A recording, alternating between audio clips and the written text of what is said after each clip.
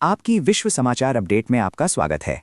Ukraine के राष्ट्रपति Volodymyr Zelensky ने नीदरलैंड के प्रधानमंत्री डिक शूफ के साथ एक संयुक्त संवाददाता सम्मेलन में कहा कि यूक्रेन को लगभग 4 साल के युद्ध में रूस से गंभीर क्षति हुई है।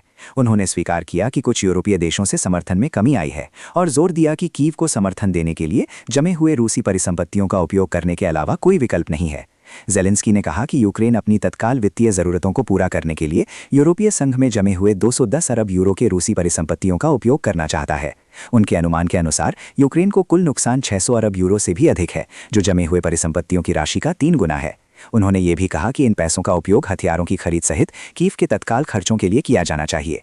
यूक्रेन के विदेश मंत्री एंड्री सिबिगा ने इस सप्ताह यूरोपीय संघ द्वारा जमे हुए रूसी परिसंपत्तियों पर आधारित यूक्रेन को क्षतिपूर्ति ऋण प्रदान करने के महत्व पर बल दिया।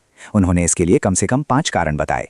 सिबिगा का मानना है कि रूसी राष्ट्रपति व्लादिमीर पुतिन सोचते हैं कि यूरोप विभाजित है और यूक्रेन के लिए यूरोपीय समर्थन धीरे धीरे कम होगा।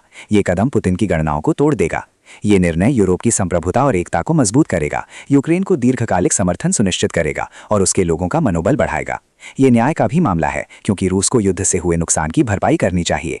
अंत में सिबिगा ने कहा कि जमे हुए रूसी परिसंपत्तियों का उपयोग शांति प्रक्रिया में बाधा नहीं डालेगा, बल्कि रूस पर दबाव बढ़ाकर और मॉस्को की गणनाओं को बदलकर यूक्रेन की स्थिति को मजबूत करेगा। रूस ने बार बार चेतावनी दी है कि यदि यूरोप उसके धन का उपयोग यूक्रेन को क्षतिपूर्ति ऋण देने के लिए करता है तो वो कड़े जवाबी कदम उठाएगा और यहाँ तक कि आधी सदी तक मुकदमा भी चला सकता है। सुनने के लिए धन्यवाद।